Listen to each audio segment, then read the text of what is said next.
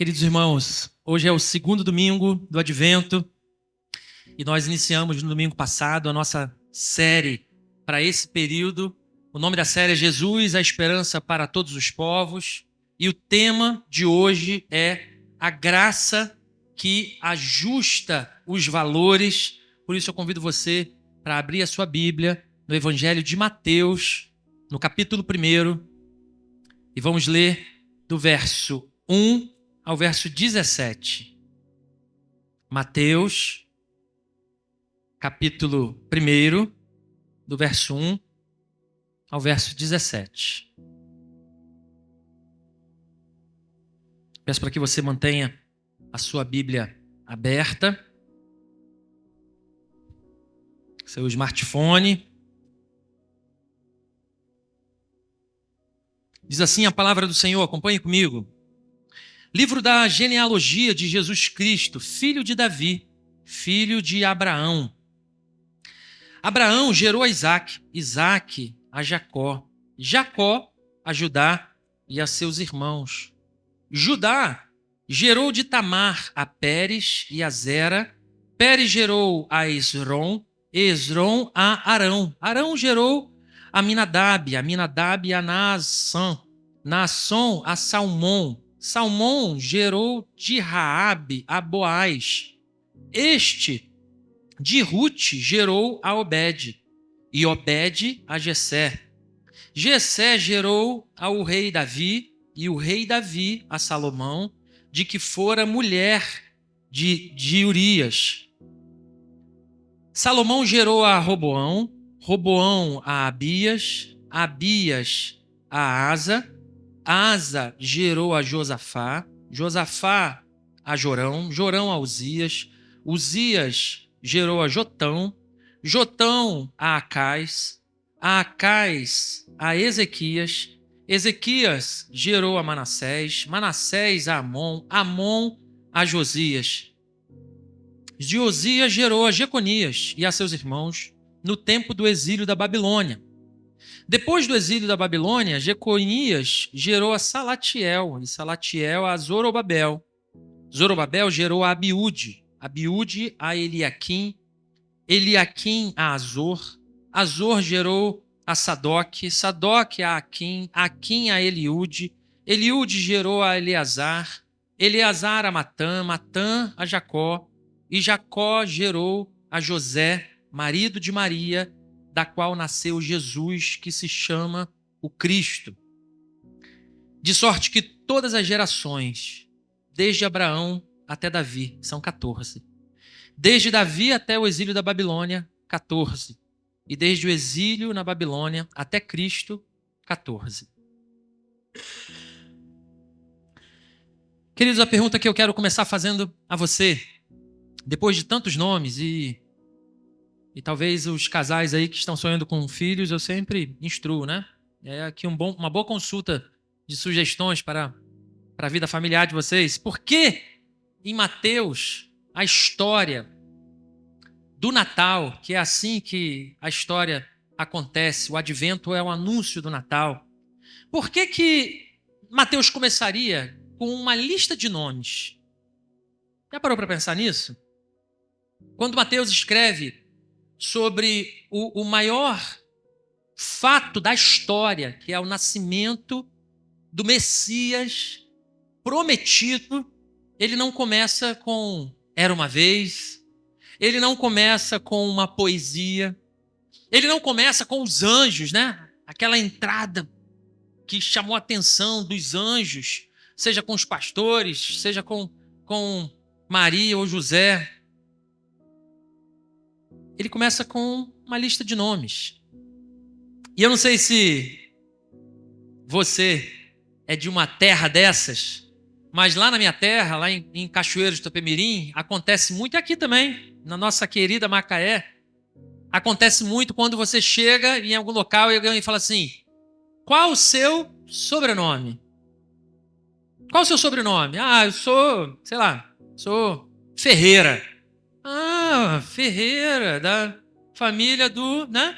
Vão fazendo aquelas contas, né? Ou seja, para os antigos, assim como na cultura de Israel também, a genealogia era uma espécie de currículo social. A genealogia, ela era uma marca que mostrava da onde você era, qual a sua origem, de onde você vinha. Mais ainda, a genealogia mostra qual é o seu valor para esse povo, nessa cultura, né? E para muitos, essa lista de Mateus, ela poderia ser um começo muito ruim, considerando aí que algumas histórias não muito virtuosas, digamos assim, elas foram sinalizadas aqui ao longo dessa genealogia. O que eu estou querendo dizer é que Mateus, ele não dá uma ajeitada nessa lista, uma editada nessa lista para ficar menos mal para Jesus. Mateus não oculta na história de Cristo aqueles que tiveram uma história vergonhosa. A lista de Mateus, ela é completa, seja qual for o passado. E isso tem tudo a ver com o Evangelho. Porque o Evangelho, ele não é um pacote de regras, de bons conselhos. O Evangelho não é sobre coisas que nós devemos fazer. O Evangelho não é um combo de regras que a gente leva para casa e vai caminhando com isso e seguindo aquela lista. Evangelho significa boas novas. Boas novas, ou seja, ele aponta para aquilo que Deus fez e para aquilo que Deus continua fazendo. Então, por que observar a genealogia foi tão importante para Mateus? Por que observar essa genealogia é tão importante para nós hoje? A gente parar num domingo à noite e ler um texto que só fala da genealogia. É simples, irmãos, porque ao olhar para a genealogia de Jesus, a gente vai notar que a graça do Senhor, ela é capaz de mudar qualquer história.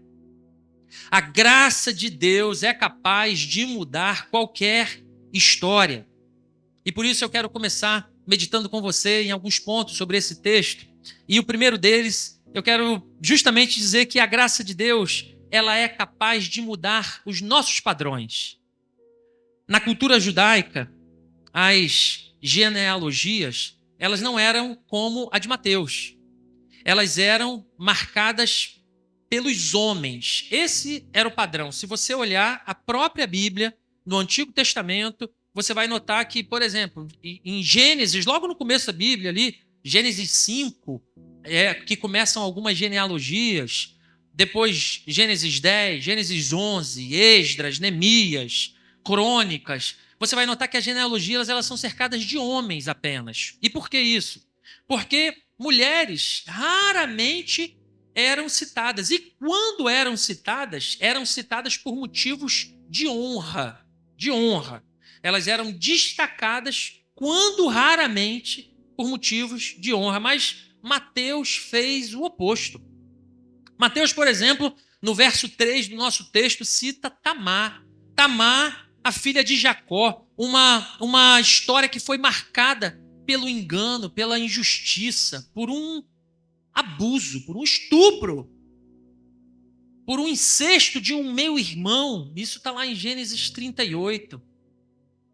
Uma mulher ferida dentro de um sistema muito injusto, uma história que, com toda certeza, nenhum judeu ele incluiria normalmente num destaque. Mais ainda, quando a gente avança para o verso 5 do nosso texto, a gente vai ver Raabe, uma prostituta cananeia, estrangeira, pagã. Ela está lá registrada em Josué capítulo 2. Aos olhos humanos, uma prostituta na linhagem do Messias prometido ao longo de tantos e tantos anos. Ruth, no verso 5, uma moabita. E moabitas, eles eram, além de um povo à parte e com um histórico de guerras com o povo de Deus, naquele tempo eles eram proibidos de pisar dentro das sinagogas. E Ruth, ela era apesar de ser destacada como uma boa mulher, vamos dizer assim, ela era culturalmente completamente desacreditada. Esse era o contexto de Ruth. Mais ainda, quando a gente avança para o verso 6, a gente vai ver que Batsaba aparece aí. E a referência dela é justamente para destacar o pecado de Davi, porque ele cita como a mulher de Urias.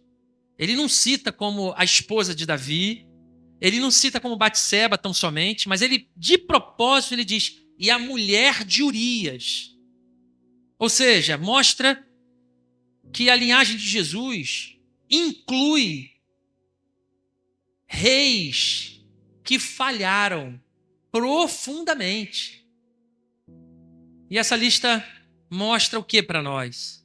Essa lista mostra que ninguém entra na família de Deus por mérito. Ninguém é capaz de entrar na família do Senhor pelos próprios méritos, por aquilo que faz. Tudo é graça. Tudo é pela graça e tão somente pela graça. A graça do Senhor é capaz de mudar os nossos padrões. Segundo, a graça do Senhor, ela também inverte os valores. Quando a gente olha para essa história, a gente vai ver que os excluídos, eles se tornam parte da história. Mateus quer que o leitor, ele perceba que o reino de Deus, ele não funciona com critérios humanos. Pode avançar, tá? Quando a gente olha para a história do avanço do reino de Deus, a coisa que a gente mais encontra na Bíblia é o quê? Os improváveis, não é isso? Deus inclui, por exemplo, estrangeiros, não simplesmente do povo escolhido, né? Do povo de Israel. Deus exclui os marginalizados. Deus inclui gente atravessada na sua história pela dor, pelo abuso, pela injustiça, por feridas graves. Deus inclui na história da salvação todo esse tipo de gente. E a gente pode se lembrar de alguns desses exemplos, por exemplo, como a viúva de Sarepta, né?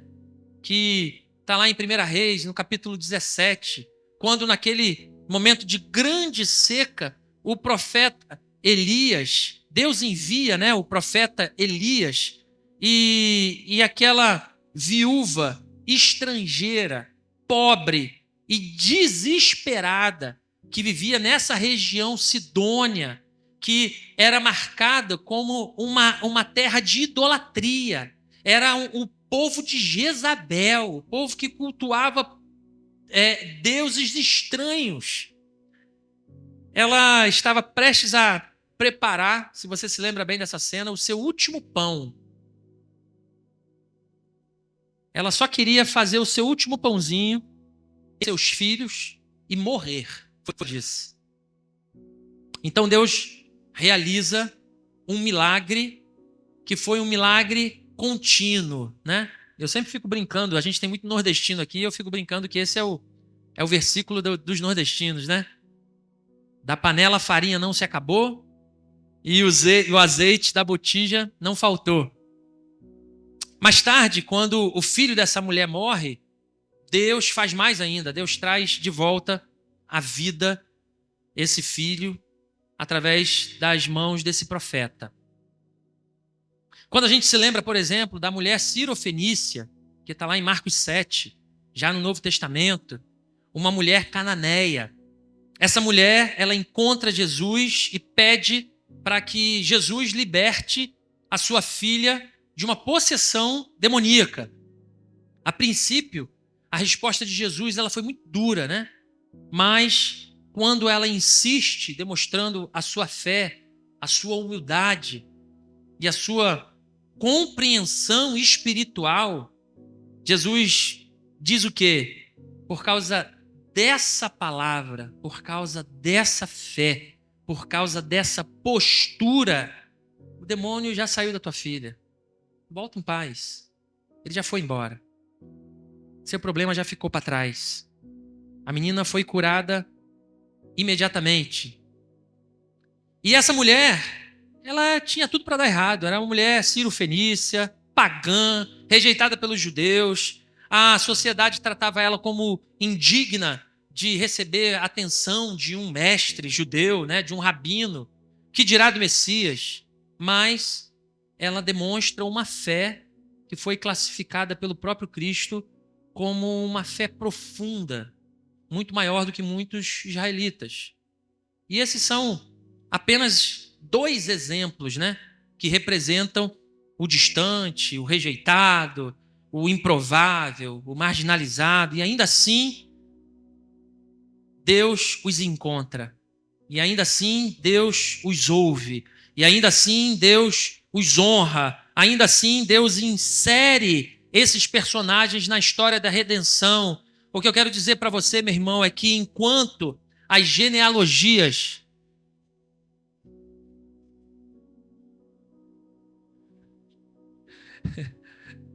tudo bem aí? É sobre isso que a gente estava falando, viu, conselho? É sobre isso. Eu estou brincando, irmãos, que a gente está precisando comprar uma mesa de som nova. Isso faz parte de um dos defeitos que ela tem dado ultimamente. Eu vou voltar aqui, volte aqui. Você está comigo? Diga amém. Amém. Enquanto as genealogias humanas, elas escondiam falhas, as genealogias humanas tentavam ajeitar e tornar a história de grandes heróis como uma tentativa de dizer que ali tem uma história limpa, ilibada. A genealogia do próprio Deus quer expor graça para nós. A genealogia que Deus optou por seguir aqui na terra, do seu próprio Filho, o Filho de Deus, o seu amado, o nosso amado Redentor, seu amado Filho. Essa genealogia, ela expõe para nós aquilo que nós precisamos entender essa noite. A graça de Deus, ela é capaz de subverter, inverter qualquer tipo de valor que a gente possa pensar. Deus constrói a sua obra com pessoas que ninguém escolheria. Os homens sabem bem como é que funciona isso quando quem joga futebol, né? Quando a gente joga futebol, tem o par ou ímpar e chega 2 lá. Quem fica por último? O pior da história, né? Sempre fica por último. Daniel tá falando assim, era eu. Sempre ficava no fim. E é assim que acontece, parece que...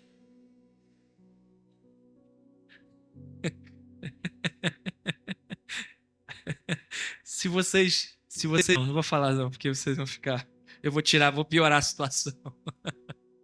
Ai, gente. Aqui a gente vê cenas muito engraçadas, é isso que eu quero dizer para vocês, só isso. Mas posso continuar, gente? Tudo bem aí? Tudo bem? Vamos em frente. O que eu quero dizer é que Deus escolhe justamente aqueles improváveis, aquele que ninguém escolheria. Não, aqui, gente, desiste, por favor. Desiste. Deixa assim do jeito que tá. Não vai estar. Eu tô imaginando como é que vai ser essa gravação, gente. Já cancelou a gravação. Cancelou. Vai cortar tudo isso, irmã, em nome de Jesus. Tudo bem. Deixa suave aí, vamos em frente. Tá tudo bem. Tá tudo bem. Tá tudo bem. Breno tá com os olhos desse tamanho assim para mim. Mas, irmãos, vamos lá.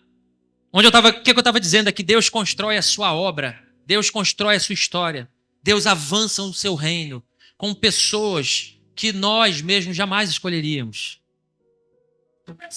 Deus não escolhe as castas. Deus não escolhe as linhagens perfeitas. Deus não escolhe a moralidade exemplar. Ele escolhe gente com... Espera aí. Vamos fazer o seguinte. Em nome de Jesus. Desliga. Pode desligar. Pode desligar. Desliga. Desliga. Deixa só o meu microfone aqui, irmão.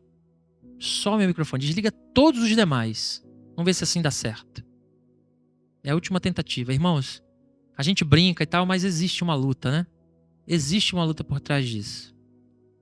Vamos seguir? Vocês estão comigo? Amém? Amém.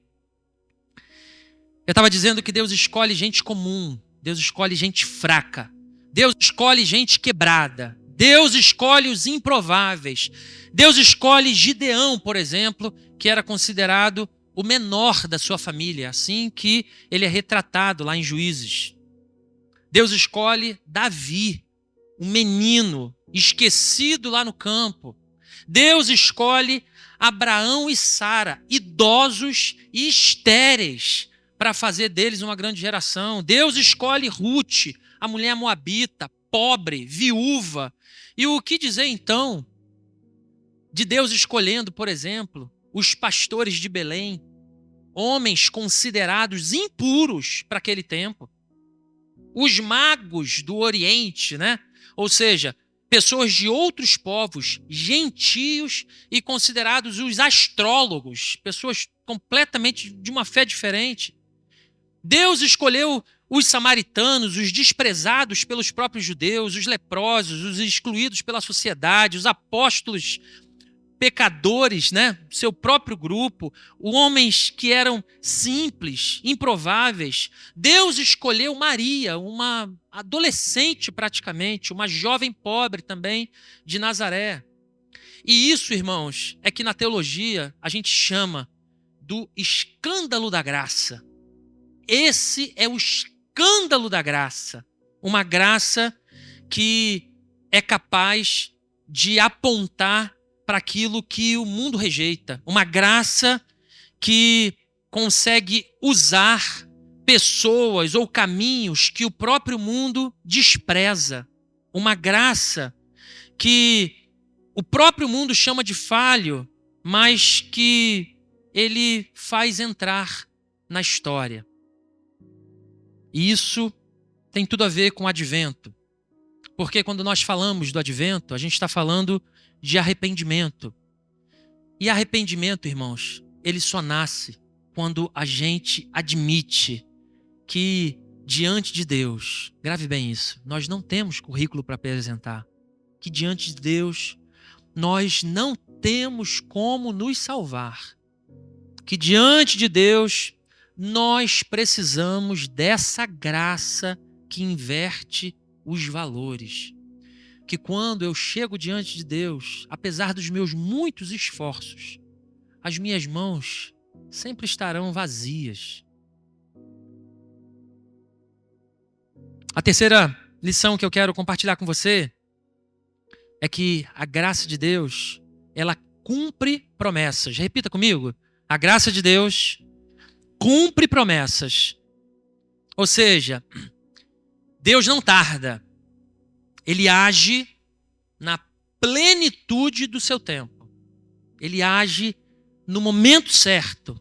Quando nós olhamos para o verso 17, a gente vai ver que a genealogia, ela termina com um chamado de atenção de Mateus, né? Ela fala sobre 3 blocos de 14 gerações, né? É assim que termina. Ele fala assim, ó, 14 gerações aqui, 14 aqui e 14 aqui. Ou seja, o que Mateus está apontando é que Deus escreve a sua história com precisão, mostrando para nós que mesmo ao olhar humano, quando a gente olha e pensa que parece lento, parece que Deus não está fazendo, parece que Deus está silencioso, parece que Deus está distante, Deus continua escrevendo a história dele com precisão. Amém, queridos? Mais ainda, a promessa feita a Abraão, ela leva séculos para se cumprir, mas a gente já sabe que ela se cumpriu. A promessa feita para Abraão se cumpriu.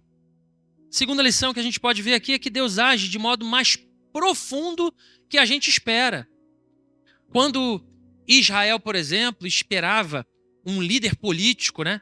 Essa era nas profecias que Israel cultivava e carregava na sua história e no seu coração, o que eles esperavam era um grande líder político. E Deus enviou um redentor para mexer com a eternidade.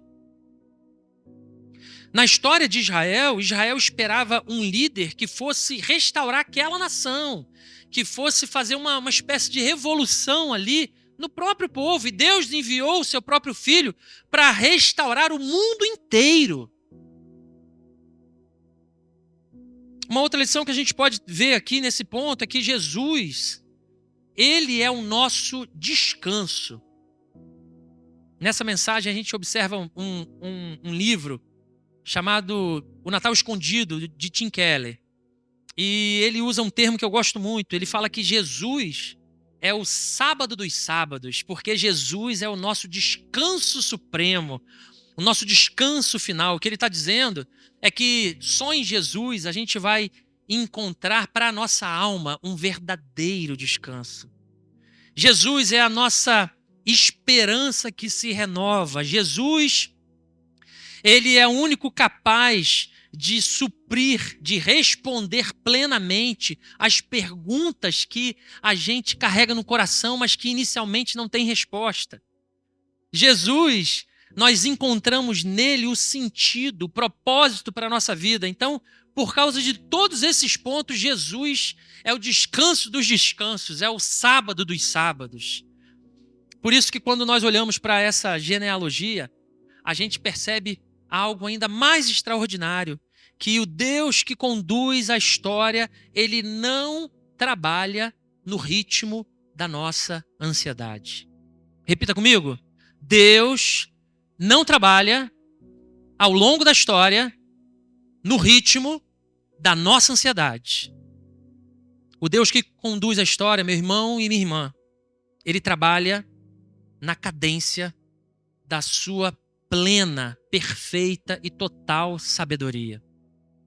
E talvez você chegou aqui hoje com esse mesmo sentimento do povo de Israel, se perguntando por que Deus ainda não fez, por que Deus ainda não operou, por que Deus ainda não trabalhou. Leva isso para o teu coração em nome de Jesus, que Deus trabalha no ritmo da sua soberania, que a vontade do Senhor é boa, perfeita e agradável, e que no tempo certo a graça do Senhor vai repousar sobre você e sobre a tua casa. Israel, meus irmãos, esperou durante séculos. Os patriarcas morreram, por exemplo, olhando para essa promessa. Gerações inteiras vieram depois disso, sem ver o cumprimento das promessas feitas lá atrás a Abraão. Mas Deus não se esqueceu, Deus não errou, Deus não se atrasou. Ele agiu no tempo certo, ele agiu na hora exata, na plenitude do tempo, enviando não apenas aquilo que o povo queria, mas aquilo que o mundo realmente precisava. E esse é o ponto central da mensagem de hoje. Você pode esquecer alguns dos pontos, mas não esqueça disso, que Deus nunca se limita às nossas expectativas. Deus sempre vai além de cada uma delas. Deus nunca se limita às nossas expectativas porque Ele vai além. Ele está além. Quando Israel esperava uma pequena reforma nacional, Deus inaugurou um reino eterno.